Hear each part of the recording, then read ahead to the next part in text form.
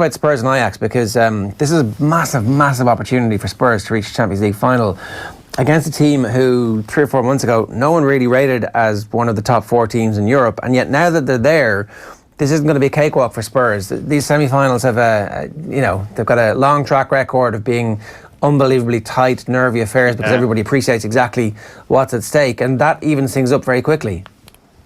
Yeah, I understand your point there, but I genuinely can't see anything other than Tottenham getting to the final. And people will say, and I'll try and give a bit of context here. Listen, Ajax have gone to Juventus and won, gone to Madrid and won, and so suddenly people are thinking, wow, this is an incredible young, vibrant team.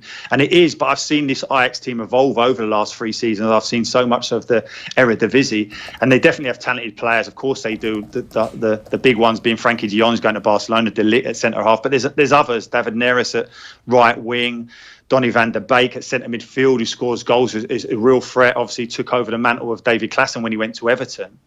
But having said all that, I just don't think that this Ajax team will be able to cope with the intensity that Spurs will bring in terms of Premier League football, that athleticism that you don't see. As good as Serie A teams are and Juventus are, you don't see that type of athleticism. And you certainly don't see it with an ageing Real Madrid team. And we're seeing them, Real Madrid losing the weekend to a team at the bottom of the league. So I just want to give a little bit of context. The only issue I have, though, is that Tottenham looked jaded against West Ham on Saturday. Was at the game. They were knocking on the door. They lacked a little bit of that final end product, which is surprising. And it was something we'd seen against Brighton in midweek. Eriksen getting that brilliant goal. Something we'd seen all throughout the season, really, with teams who defend deep. The likes of Burnley took ages for them to beat. Tottenham got a late winner against them. Wolves beat them on the counter-attack. So any teams that sit deep against Tottenham cause them problems. The difference is Ajax will be expansive. They'll look to try and dominate the ball. They'll spread out. They'll try and play through the thirds. And I think that's where Tottenham will get them. Yeah. The slight issues that Spurs have had in terms of the injuries, you haven't quite seen them reach their full, this is who the team is, this is the form that they have, this is what they can rely on as a pattern of play over the course of 90/180 minutes. Yeah, that is the concern. Of course it is that Harry Kane's not there. Son's suspended for the first game. I think Son would have been a nap for it.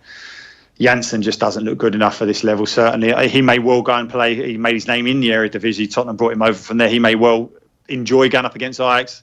I wouldn't want to trust him. I think Llorente will probably play centre forward. The only thing I will say in terms of the injuries and everything, and the biggest concern for me is that this Spursy tag, that when they look like they're going to do something, they absolutely blow it. I think Pochettino has tried hard to rid this team of it.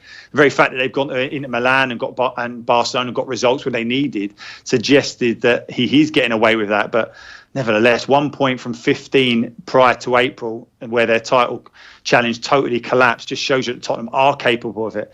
But if they were to do it now with an opportunity they have with Ajax over 2 legs, it will be such a missed chance. It is mad when you consider how few players they've added over the last 3 transfer windows, really, that it doesn't make any sense that they've been able to get better and better and better while they've been building this new stadium.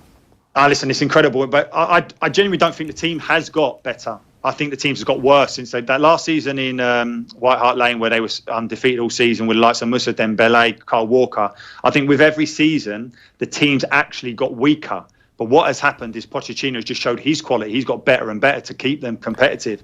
And this is the issue that they have. I mean, that stadium, when you get over there, it is absolutely amazing. But it's not going to keep your best players. It just won't. And Eriksen's contract now is up in 18 months' time.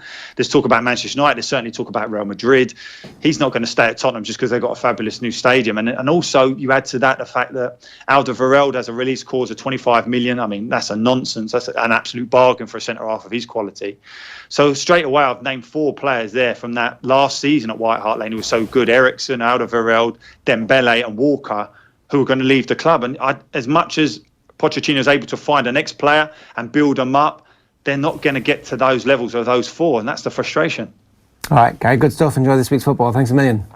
Thanks, guys. Good luck.